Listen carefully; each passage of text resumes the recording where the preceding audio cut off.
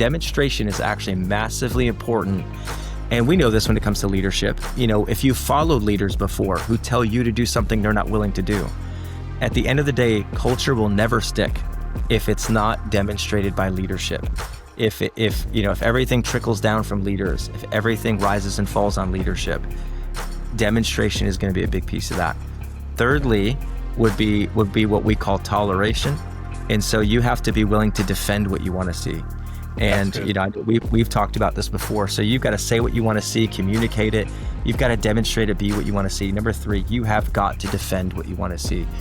Depending on your personality type, this might be something you absolutely love to do, maybe too much, or this is something that you will shirk and you will move away from because you're conflict averse.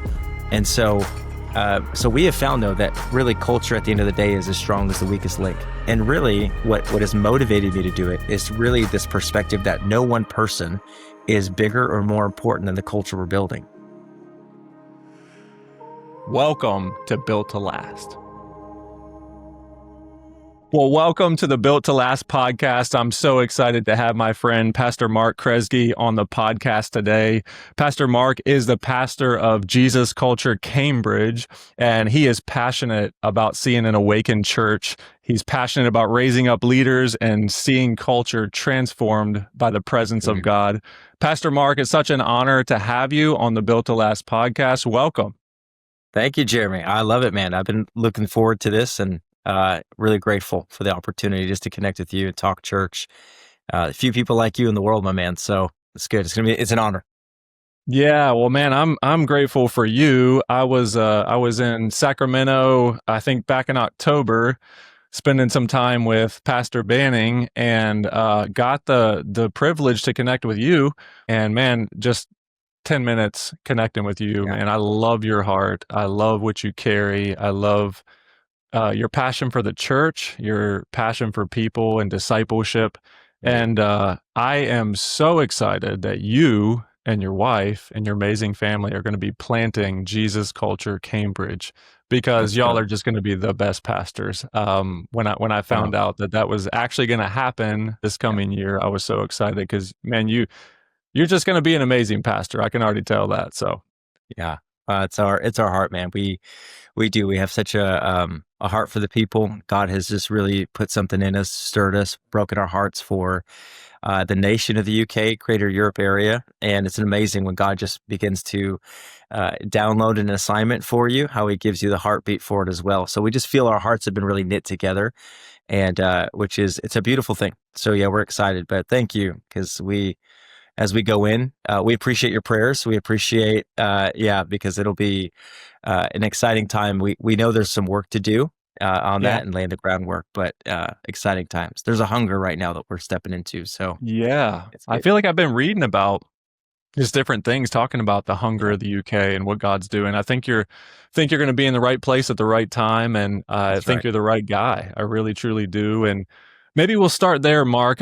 You kind of have a diverse experience in regards to being a pastor, building the church, some different positions you've been in. If I remember your story right, I think you've been an executive pastor at a larger church. Of course, right now you're at Jesus Culture Sacramento, helping build and do a bunch of different things. Could you maybe just give us a quick glimpse of kind of your ministry experience and kind of what's led to the moment you're in right now, which is in a few months you're going to be moving across the river and planting. So yeah, give us a little glimpse into your history there.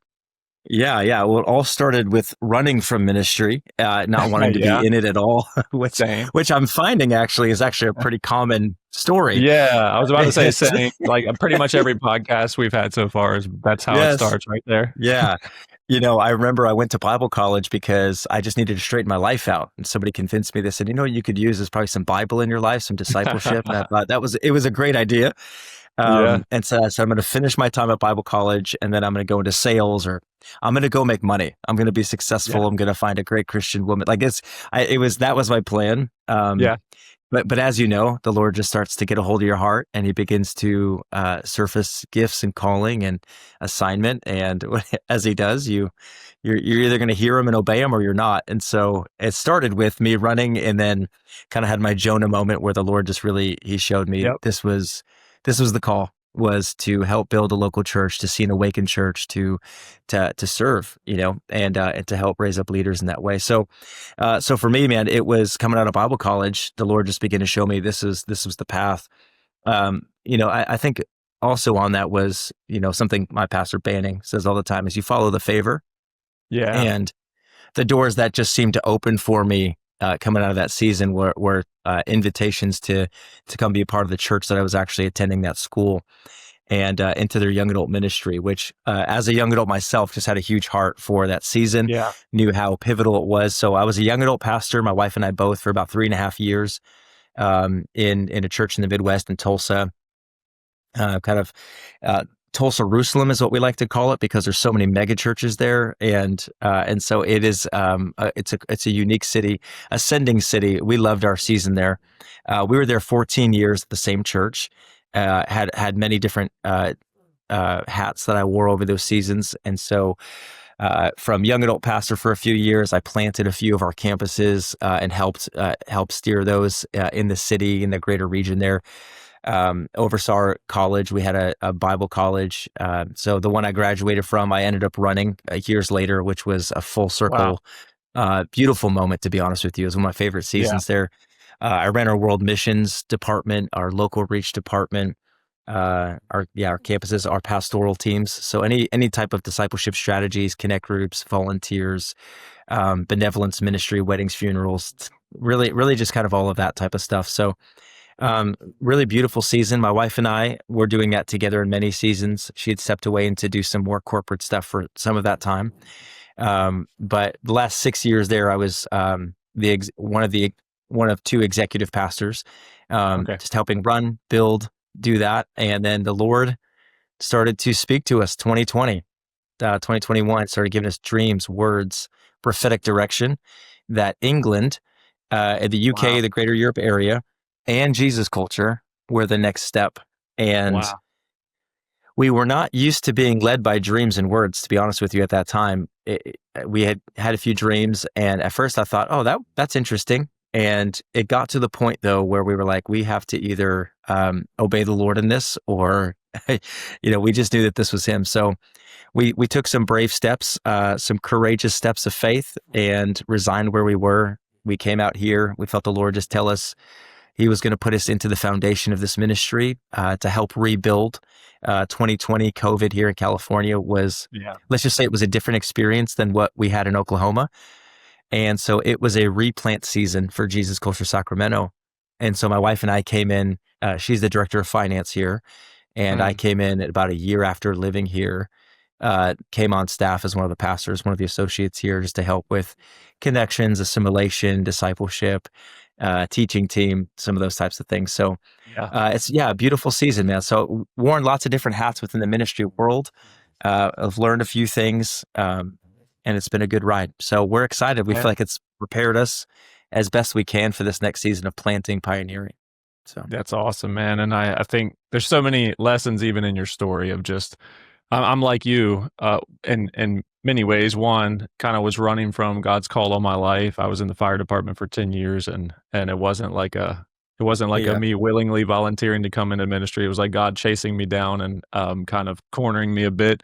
But then, you know, all your different roles, don't you love Yeah. how God has used every season of ministry, and really you've spent your entire life and journey serving someone else's vision, That's right. building Yeah. someone else's vision, and just all your experience, all the little things you built.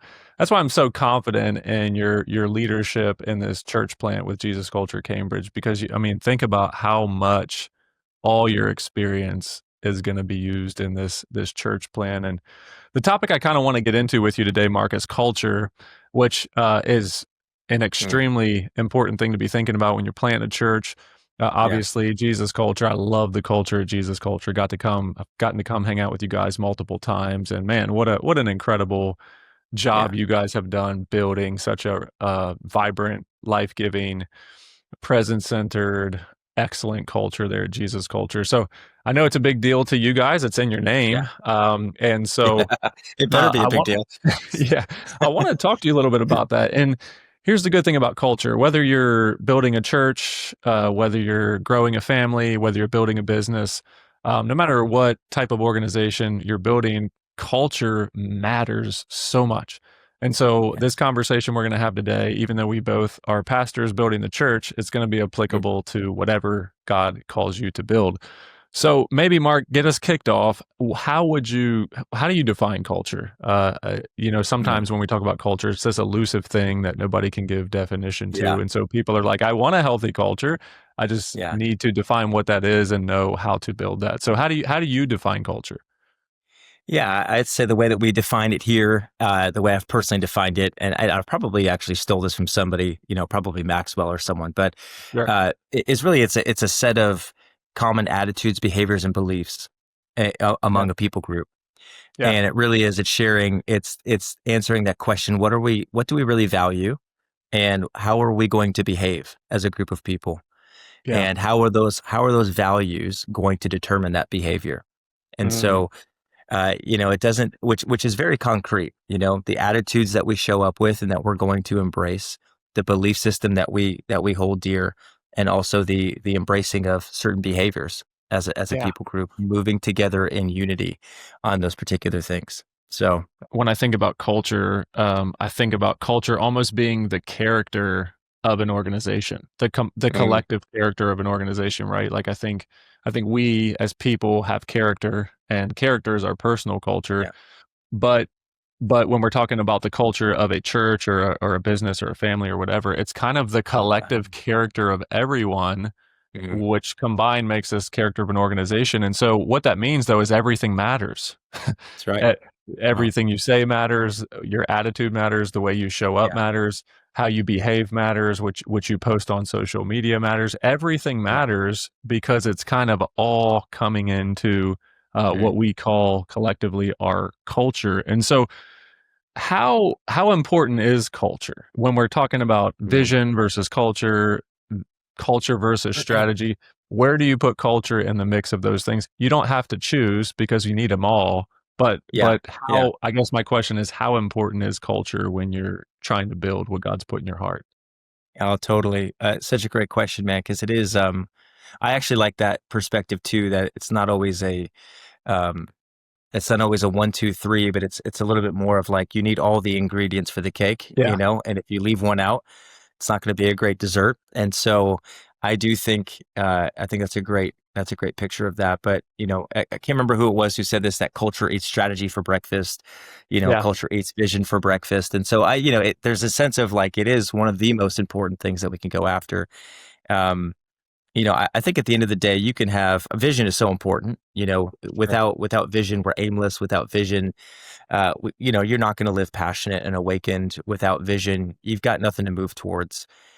We need agreement around vision, and we need to move towards it. But I think what we've all found, if you're leading something, whether it be a family, a business, a church, is if you don't have a commonly held collective character, if you don't have attitudes, behaviors, and beliefs that align with that vision, you'll never really accomplish it. You could have world class strategy, you could have the best strategy in the world, but if you don't have the attitudes and behaviors to match it or to carry it, you'll never really move towards it.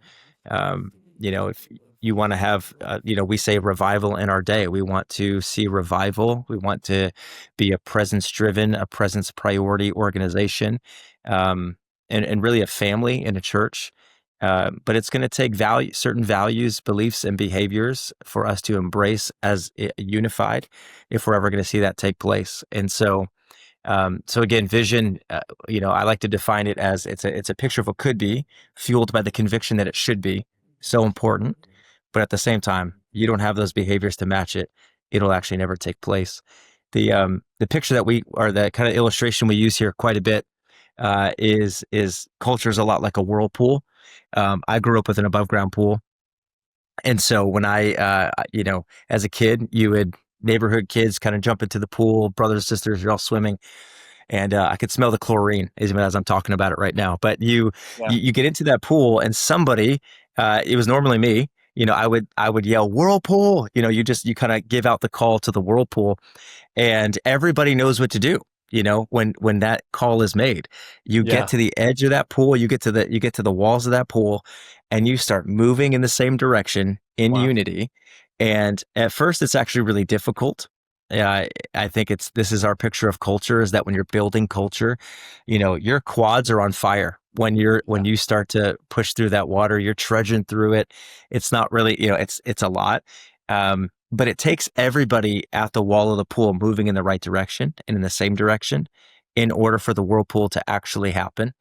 Yeah. And, I can remember back then it was the kids in the middle of the pool or who would go against the current. I was like, you got to get out. Yeah. That's right. So we're not necessarily kicking people out of the church, but we are saying, hey, we're inviting you to come be a part of this culture. As a father, as a husband, I'm doing the same in my family. Hey, Yeah. this is the culture we're going to embrace. This is who we're going to be.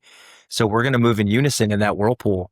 And the beautiful thing is as you begin to do that together, you go, hey, this is the direction. Here's where we're going. So it's going to look like. And we start doing that. The whirlpool begins to strengthen. And what was first difficult actually becomes something that carries you now. You can pick your feet up Yeah. actually for a little bit and the culture will carry you. That's And so good. we like to use that picture, that illustration of what it looks like to build culture as a group of people, is we're making that call, come together, move together in unison around these attitudes, beliefs, behaviors. And as you do that, we're gonna actually see something that can carry the vision, can carry the strategy, can actually see some of this stuff take place. So Yeah. it's always helped me. I'm such a visual picture Yeah, guy. no, that's so helpful. I especially love your point about moving the same direction and creating that momentum where you can pick your feet Mhm. up. Because for me as a leader, that's both an encouragement and a frustration when it comes to culture. Is Yeah, especially when you're building something from the ground yeah, up, or in those early days, you almost feel like if I'm not saying it and I'm not there, it's not happening. yeah, And yet there's those moments where, man, like when it really starts to stick and actually become culture, because sometimes I think there's a gap, between yeah. what we write on our walls and our Yes, yes, manuals and what people are experiencing when they walk into our environment. yeah, But yeah, like when culture becomes strong enough, it actually doesn't require as much of the leader and the leaders, because yeah. it's been caught. And culture you can't just cast vision for it. It also has to be protected, That's right. which is the other side of it. And so Yeah, I want to flesh it out a little bit. You mentioned this yeah. phrase that I know is important to Jesus culture, kind of maybe a vision statement, which is a revival in our day, right? And Beautiful. so building these presence center communities, which I'm equally as passionate about. Certainly it's who God's called Revive to be as well. That's right. Just to be a house for God's presence, and just understanding that to, to build the church, you have to build the Yeah, church around the presence of God. The church was never supposed to be built around a pastor. It was always supposed to be built around God's presence. that's Let's right. flesh that out a little bit. So you guys have a vision Mhm. for revival in our day. What Yeah. type of values does that create? And what are a couple things that, and people can take whatever vision statement they have and do the same process. But for you guys, Mhm. revival in our day, what, what core values do you need to have for that vision to come about? And then Mhm. let's talk about how we get values into the culture. How do we build our culture around our core Yeah. values? Yeah, it's so good. It's a great question. Yeah, revival in our day, and honestly, depending on your church background or revival can mean a lot of different things. Sure. Uh, it can be it can be the extra service that you put in your week, and you're having revival. It could be a full room. We're like, wow, Yeah. revival is happening. Yeah. And so a lot of we define revival by really is it's a move of God's presence and power to awaken His church, to really Mm, see the lost saved and saved, be built up and discipled. And there's just that natural grace, that you begin to see God moving on the hearts of people, where ultimately culture is transformed. We see the King and His mm, kingdom and His reigning, just break through, and that's what we contend for.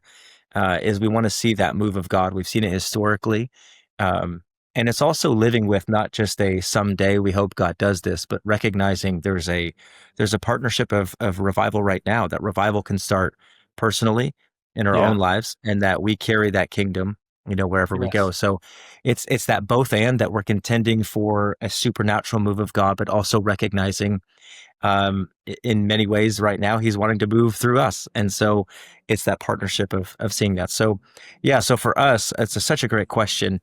We have a few mandates that we go after, but we want to become a dwelling place for God is number one for us. Mm, Like, that is our priority as a community, is that we mm, want to be a a lingering people. We would have a theology of lingering when it comes to worship, when it comes to prayer, when it mm. comes to the supernatural.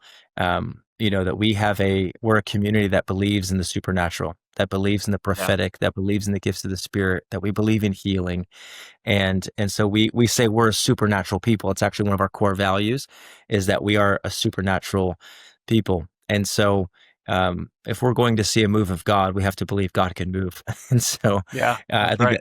that's a core part of who we are. And so we that fleshes out in many areas for us, in the place of prayer, in the place of practicing the prophetic, in the place of training people in that. Mm, So there's a few laws or a few principles of culture building that I like to use. So if we're talking about the supernatural, we're talking about ownership, and a culture of personal responsibility for us is big. We talk about excellence, that if we're going to do anything, worthy of the Lord, we're going to bring our best into it in everything that we do. We're going to be a culture of love and unity. We're going to be a mm. culture of humility and teachability. And so there's just these common values that we're constantly pushing and communicating to our congregation, to our staff, and ultimately it has to start what we call a hot lava core. There has to be a group of people to begin with as you're building this for the first time, or you're initiating this. We're talking a lot about this right now as we go into Cambridge, is who Okay. are going to be the hot lava core for us, the people that we either bring or pull into those beginning days, who really carry, that we can instill, this is who we're going to be as a group of people. This is how we'll behave and what we believe, and the attitudes that we'll embrace. And so we're constantly doing it. So a few of the ways that we flesh that out, I would say one, it's kind of these four laws I've kind of used over the years that have been so helpful. And one is communication. That you can't expect people to live out a culture value that they just, they don't know of. It's not clear. And this is where culture values show up in a booklet. This is where culture Yeah. values show up on a wall somewhere. Hmm. This is where they show up on a website, which I think is a great first step. Clarity is kindness. But at the end of the day, number one, you just have to say what you want to see. And we just say that you have to say what you want to see, and you have to say it way more than you think you do. It's the same with vision. It's the same with culture. Is that, hey, this is who we're going to be. This is what we're going after. These are the people we're going to be. So number one is communication. And I nerd out on this, by the way. So stop me I whenever love you it. want. Oh, this Insert is whatever so you want. helpful. I So, want the heart of the podcast is to have people leave with tools. So yeah, I, yeah. I, I want people to be able to walk away from this conversation with Okay. tools to build a healthy culture. So you're doing Oh, great. cool. Communication So number put one. put this in your toolbox. So communication, say what you want to see. You've got to say it consistently. You've got to say it in a compelling way. You've got to say it, with passion, and you've got to be clear, right? We can't hold people accountable to a culture that we have not communicated clearly. So as number one, we've got to communicate. Number two is we've got to demonstrate. It's probably one of my favorite parts of the principles here is demonstration. Is you have to be what you want to see. And Mm, I know for us right here as husbands and father, um, you and I get this even in family, yeah. that my son. So I have an 8-year-old son. His name's Jude, and I learned this real quickly with him, that I would tell him certain things that I would want him to do, but ultimately I just saw, if I'm not doing it myself, there's no moral authority. It's not really going to become culture. I might have a positional leadership in his life where I'm going, hey, you do this because Dad said. Yeah. If you're going to be a part of this family, you do what I say. That's a level of leadership. But the moral authority really comes when I don't just say it, but I am an example of it. Mm. And the one day he was changing he gets home from school, he's getting ready for practice, and as he's getting changed, he just leaves his clothes in the corner of the room, not in his hamper. And I said, Jude, come on in here. And I show him, I said, hey, I've told you like 30 times, like these clothes need to go into the hamper, not on the floor. And he looked at me and he said, well, you don't do it. Oh, And so this is I my, hate when so that here's my, happens. so yeah, so here is They this always is my do that to us. confession. My confession is I don't know why, is like probably one of the struggles of my life is for whatever reason, I have a hard things thrown in the hamper. My wife, it drives her nuts. There's just this corner of my room where things will collect. And then at the end of the Oh, yeah. week, I will clean it up, so that's not everyone's There you go. personality, but my wife. And so it hit me, it dawned on me, wow, demonstration is actually massively important. And we know this when it comes to leadership. If you followed leaders before who tell you to do something they're not willing to do, at the end of the day, culture will never stick if it's not demonstrated by leadership. If everything trickles down from leaders, if everything rises and falls on leadership, demonstration is going to be a big piece of that. Yeah. Thirdly, would be what we call toleration, and so you have to be willing to defend what you want to see. That's And good. we've talked about this before. So you've got to say what you want to see, communicate it. You've got to demonstrate it, be what you want to see. Number three, you have got to defend what you want to see. Mm. Depending on your personality type, this might be something you absolutely love to do, maybe too much, or this is something that you will shirk and you will move away from because you're conflict averse. And so we have found though that really culture at the end of the day is as strong as the weakest link. So ownership, right, is one of the values that we hold as a community. And so ownership, I always define ownership. It's just caring as much as the owner. It's saying I come in and That's I'm going good. to care about I this like as that. much as an owner would care about this. And so when someone comes in, we go, hey, you've staff member, or for us, the host or a volunteer, they come in and we say, hey, we've agreed on these values. We're going to embrace these. And there was one particular guy. He was on my staff years ago, and he would come in and ownership was one of our values. But he would come in late and he would leave messes, and he would do sloppy work a lot of times. And it wasn't just like a bad week. It was like this was over and over and over. Yeah. And so finally, I just sat him down and I just said, listen, because what's going to happen is it's not just going to be one person. When I actually let that go, if I dismiss that, if I don't step in and defend the culture we want to see, that actually begins to spread. It becomes kind of a toxic spread within the environment where we go, oh no, this is actually okay. No one's going to defend us. So I sat him down and I said, hey, I said, I just want to, just a quick question for you. I said, I'm noticing some of these behaviors. First of all, how are you doing? Everything okay? Are we unclear? Um, is this something you're not seeing in the organization in my life? And we started with some of those conversations and just said, here's my question for you. I just need to know, do you care? Are Mm. you, do you really care? Right? Because you never go the extra mile. You're not really showing up with excellence. You're not really showing up like you're an owner here. And that's a part of our culture. So I want to have that conversation. Why is that not happening? And basically at the end of the day, he said, you're right. He said, this is something I haven't been doing. I'm growing in this. I need to grow in this. He invited my feedback, invited me to help him coach him in that area. And so by defending that, immediately what we began to see was a shift.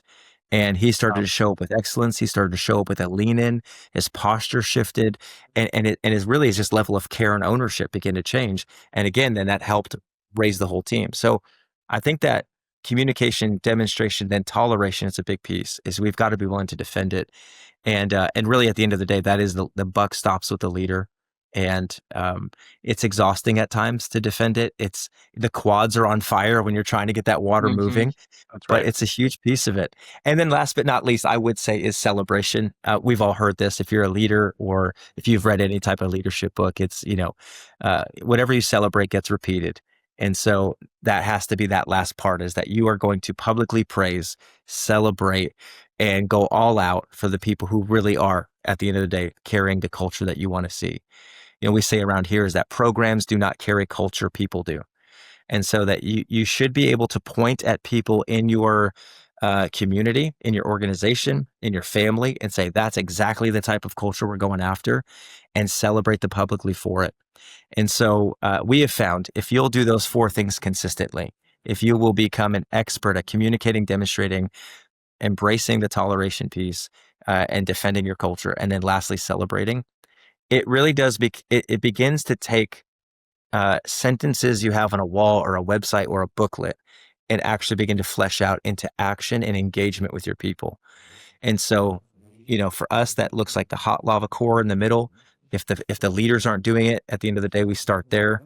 And again, we begin to see that influence the further out in the organization you get. And so I would say that's probably the best, fastest way that I've seen. Um, it, it is my strategy going into Cambridge. So praise Good. God. Hopefully it works. So, Right. so as we move into it, but we've seen fruit to that, and hopefully that there's some tools for the toolbox. I think that might help. That's so good. That is extremely helpful. And there's nobody that could hear that and not know what to do next, because Right. I think different parts of that are going to come easier to different personalities and leadership styles. Yeah. Visionary leader, the communication is going to come easy. That's right. That's you can eat, sleep, breathe vision. One point I might add on that would just be to you can't communicate vision enough. I think we've Yeah. heard it many times. I even know myself, because I live in that space of vision. Yeah. Sometimes we think everybody is as exposed and thinking about our vision as much as we are, and they're Yeah. not, They're at all. just not. Yeah. So It's just frustrating at how little they think about it, actually. exactly. And so you got to say it until you're tired of it and they're tired of it, and then you just keep saying it because Yes. Yeah. so there's that. But so yeah, some personalities are going to be stronger on the communication side. Some are going to be Yeah. stronger on that integration side or that behavioral side of it. And I think where a good portion of leaders might struggle, probably Mm. mine of the four is going to be the toleration, the defending it, the leaning into conflict, Yeah. just the confrontation. But I actually think that might be one of the most important pieces to everything is the Yeah. defending of it, because we've all seen where culture can get extremely healthy and be thriving, and it can all be Mhm. gone Yeah. quickly, and that comes when that third piece is not happening. Yeah. And so, anyways, So true. I think what you're saying and what I'm hearing, and I think you're right. I think leaders have to do all four to really get Mm. that whirlwind, to kind of get that whirlwind going, to kind Yeah. of get that motion going. I want you to lean in a little bit more to the hot lava core. I Ooh. love that concept. I've heard Banning share something similar, and I honestly think this is what all leaders want. When you're leading, I think you want people to be as passionate and red hot about the vision as you are. And I would just say this, one of the greatest gifts you can give your leader is Yeah. to, like you just said, that ownership, or to care as much about the vision as the owner. I just want to say Mm. that, like, whether you're a number one, number two, whether you're just serving, man, when you care about the vision, I don't know that you'll ever care as much, but when when it comes Yeah. Yeah. across that you're as passionate about the vision as the leader, that's such a gift to the leader. Yes. Yeah. I want to help people create that hot lava core, because I think that's the Mm. key to this whole thing, and kind of the vision getting out into the heart of the church. Talk about that a little bit more, Mark. What does it take to do that? What do you mean by hot lava core? How wide is that circle? How many leaders are we talking about, and what makes that up? That's a great question. I don't know. I don't know if I would put a number on how many people, um, per se. It probably depends on what you're building, what you're going Sure, after. But sure. for a family, that looks like mom and dad.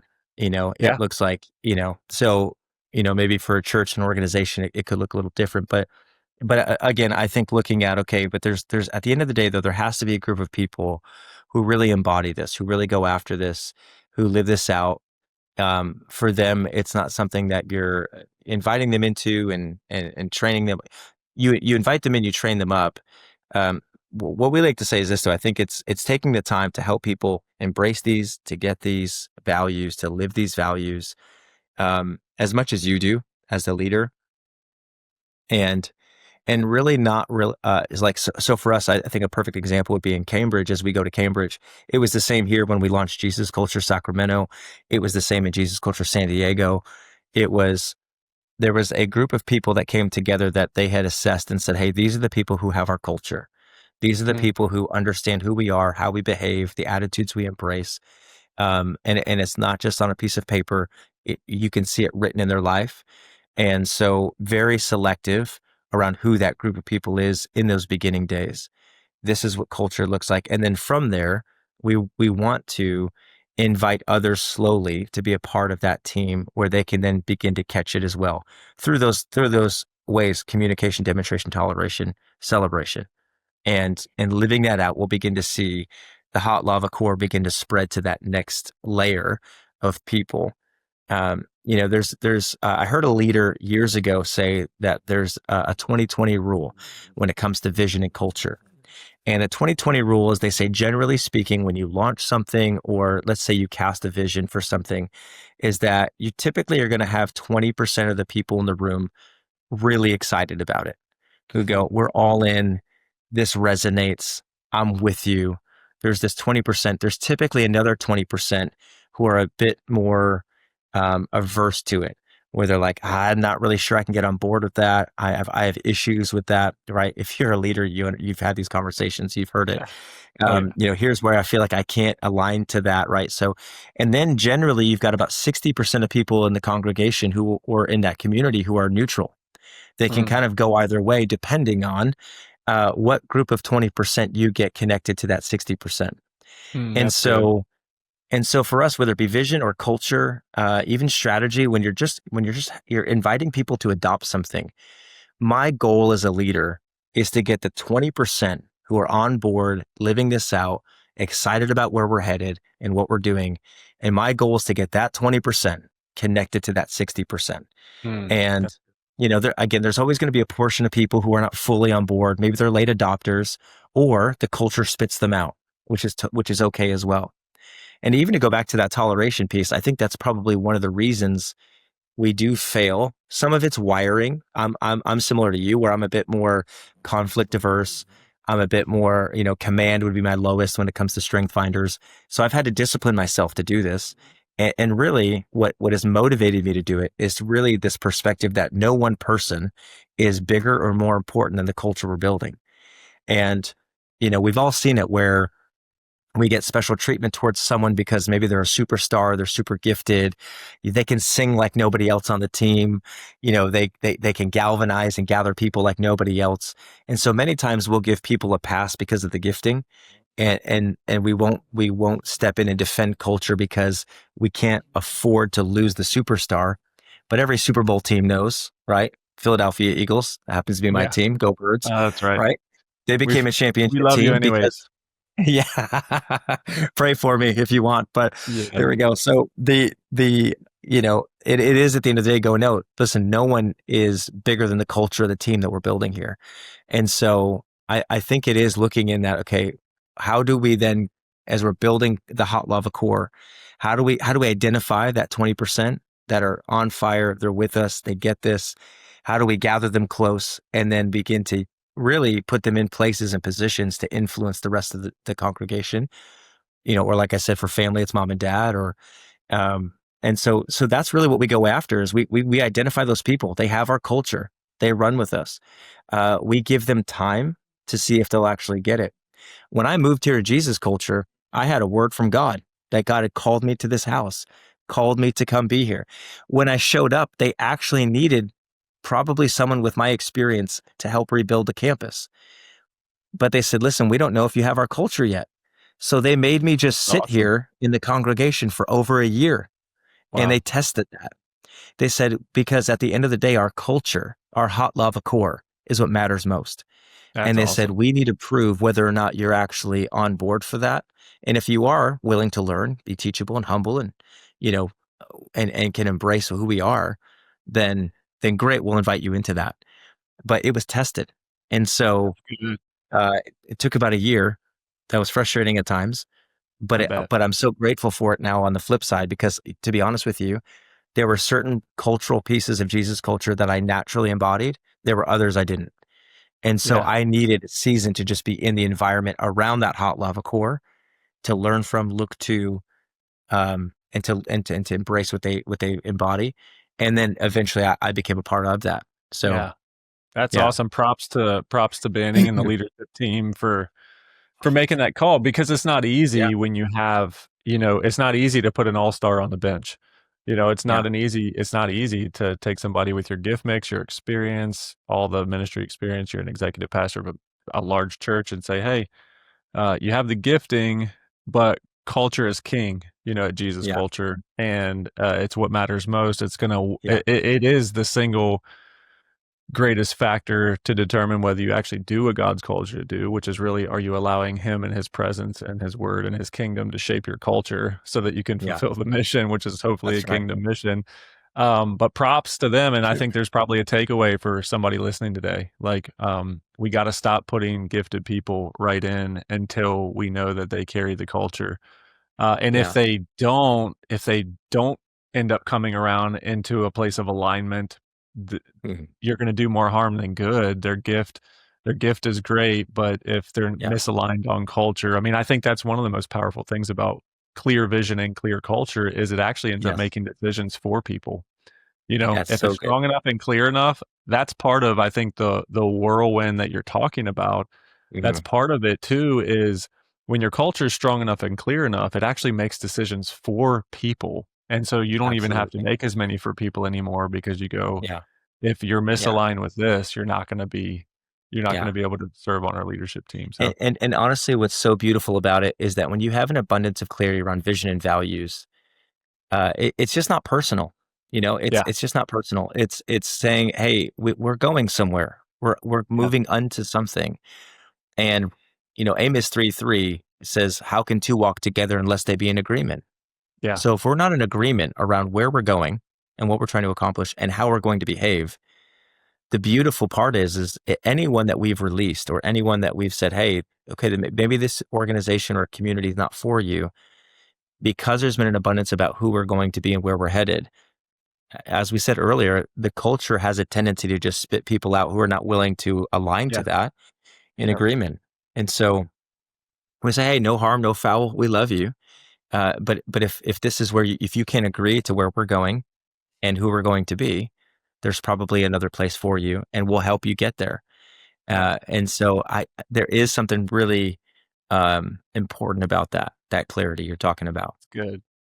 Yeah, I wanna circle back around to something you said earlier that I think it will be very practical and helpful for people. If you don't know how to start, like, maybe you don't even know what values you want, maybe you don't know, exactly how to give language, that communication piece to culture. I think something you said earlier is helpful, which is when you're talking about culture, you shouldn't just be able to point to a manual or a statement, you should be able to point to a person.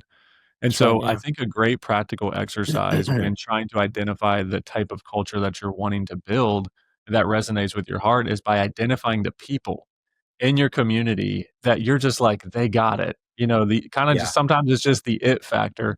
But what you can Yeah. do is a leadership lab around the people that make the baby inside of you leap, the vision inside of you leap. And so I think That's right. something fun we've done before is we've kind of said, hey, what are the people that we just like, man, if they carry the culture of Revive, like who in our Yeah. community, like they have the culture of Revive, write their name up on a whiteboard and then start diagnosing kind of Yeah. what is it about this person? Oh man, I love so and so because they're so humble and they're Yeah. teachable and they're just Yeah. like here to Yeah. serve. And I love so and so because they have a gift of administration and they're so organized. And so I Mhm. just think there's a way to kind of reverse engineer this thing that, Yeah. hey, identify the 5 to 10 people in your organization that carry what you love, then identify what it is, and now you're Mhm. on your way to creating those values that kind of resonate with your heart.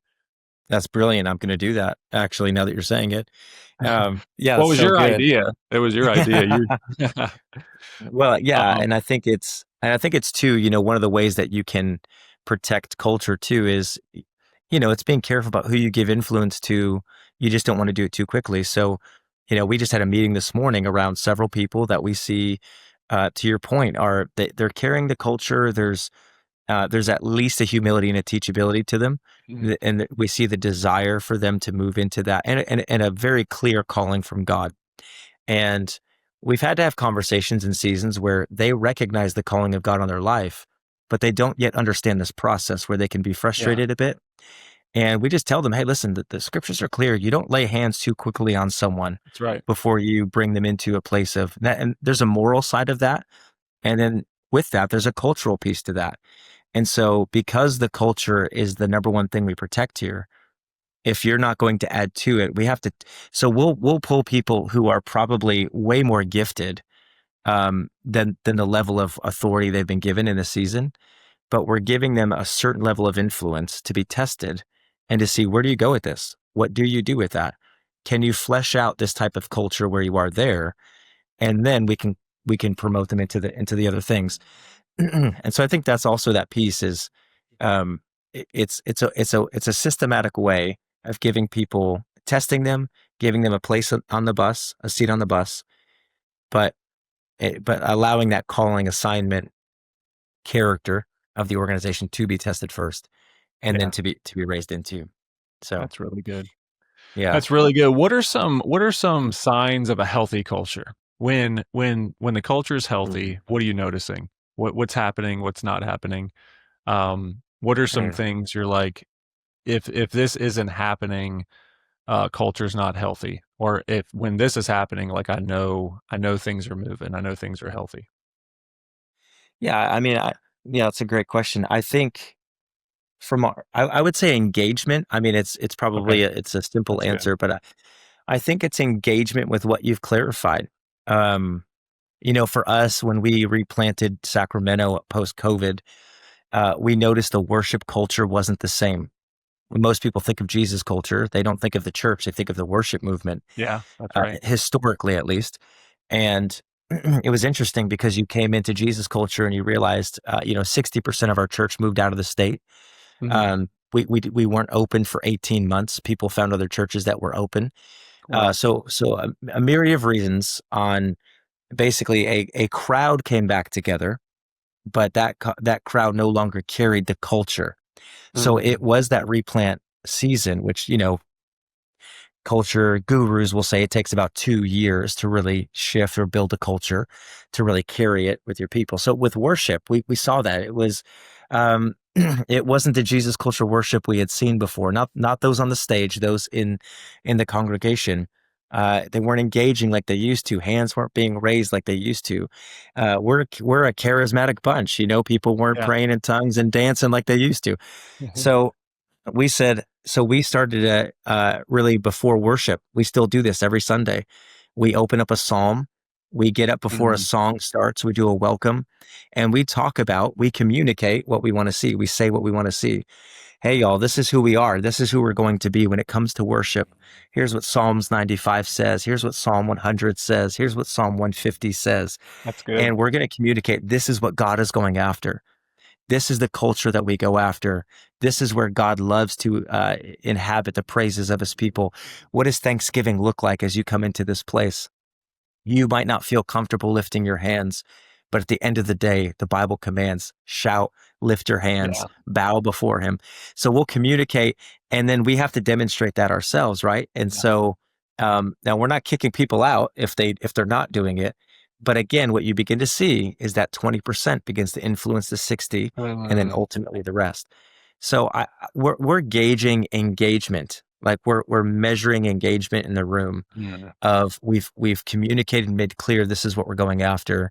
Are people engaging it at the end of the day? So I think, yeah, I think it's what values have you determined are required for you to move towards the vision God's put in your heart. Unity and humility is a big one for us. Yeah. So I would say, unity around that, engagement around that. Because if you do, divisiveness will rob you of vision all day. It will rob you of forward motion. Um, and we look for the engagement of those things. Um, and and we've identified what we call our culture engines. So every organization, every family, every people group that are moving towards something, they have at least the opportunity of a culture engine where you can build, where you can communicate, demonstrate, tolerate, where you can actually walk out these principles. So you can do that with a staff. You can do that with a group of people. Um, And so to answer your question, though, I'll say we can come back to culture engine, but to answer your question, we're looking for engagement around what we've clarified and what Yeah, we're asking that's people to do. good. That's a So great answer. Just that single word engagement. I'm even thinking as a leader, like what am I looking for? mm, How do you know people have got it? It's engagement, it's participation, it's ownership. It's kind of all around yeah, that same thing. And yeah, I think people might underestimate how impactful engagement is, how yeah, impactful ownership is, how impactful participation is. Right? You're yeah, talking about worship, right? Like we could go all kinds of places there. One is like, the joke is not everybody's there till the third song, and that's yeah, true. It's yeah, if yeah. California is anything like Virginia, Yes, so it's like you don't, yeah, you know, how how much more powerful would our worship expression be if everybody was there mm, at the first drum of the guitar at the first song, right? that's And right. so that's part of culture, but then also it's participation, it's lifting your hands, it's engaging with the Lord, and he inhabits that. I'm even thinking about the culture of heaven right now. I'm trying to think at it through Yeah, like the eyes of God, like yes, our yeah, participation with the culture he's wanting to build is the culture of the yeah, kingdom. yeah, When we participate with that by lifting our hands, opening our mouth, loving our yeah, neighbor, it releases kingdom culture on earth as it is in yeah. heaven. And That's right. so, that same principle translates into our Yes, church ministries, organizations, and families to say, yeah, "Hey, to see this culture working and building, we gotta participate with it." So, yeah, we're in closing, I do wanna circle back. I think you piqued the curiosity of everybody, including me, about the culture engine. So hit on that real quick. yeah, I'll yeah. ask you one more question, and we'll I land the love it. plane. Yes, yeah. Yeah, yeah, let's dive into that for one quick second. Yeah, I think identifying, okay, at the end of the day, when we pull people together, so obviously the pulpit drives the church in many ways. So in church organization or family community, we know the pulpit is one of those culture engines. Okay. It's a place where casting vision. It's a place where we're saying, here's where we're going, here's who we're going to be.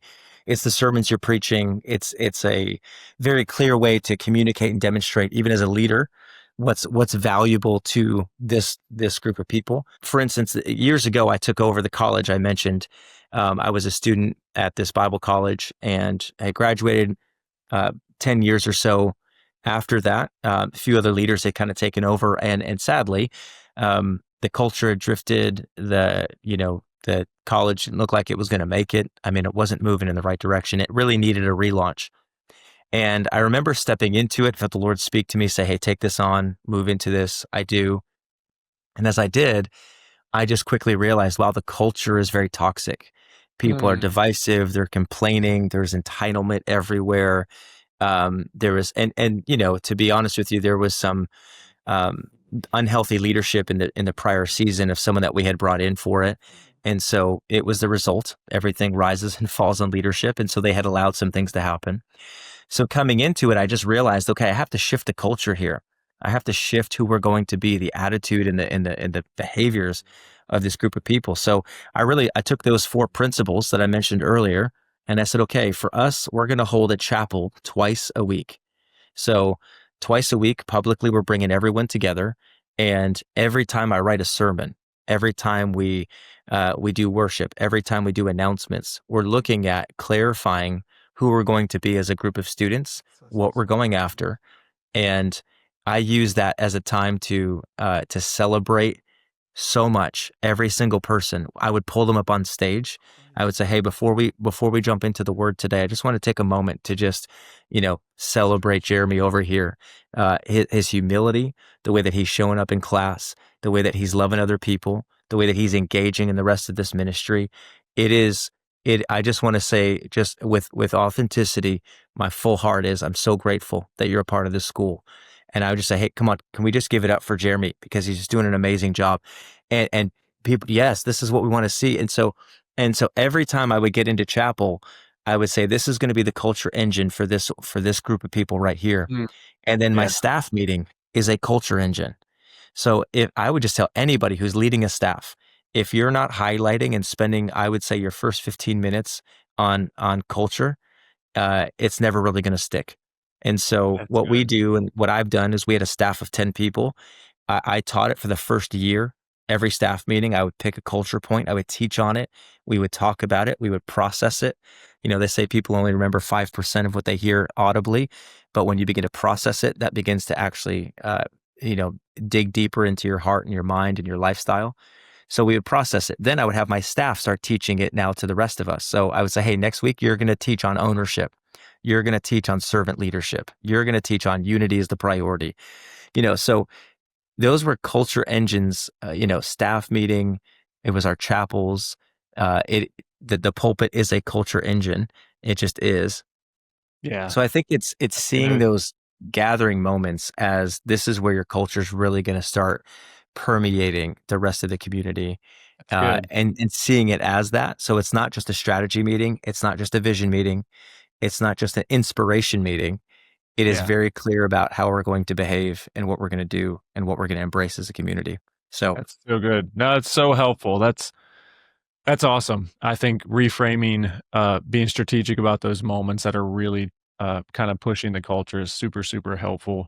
I yeah. want to land the plane here, Mark. We love to leave our audience with just one tool that is going to help them last. That's going to help them grow in their leadership. Could be personal, discipleship related, could be church related, anything that's on Mm. your heart. Maybe just leave everybody with a tool that's maybe helped you over your leadership journey, or just anything that's on your mind that would be helpful.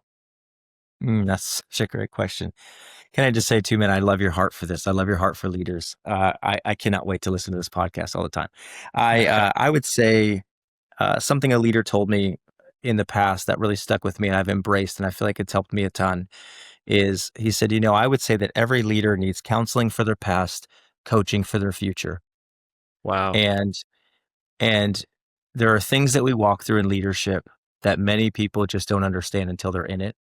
Wow. Um, I'm about to step into a lead role, which I haven't been in some time, and I recognize the need for me to have those two things. I'm going to need counseling for the things that I walk through, for the emotional weight and stress and just adversity that comes with leadership.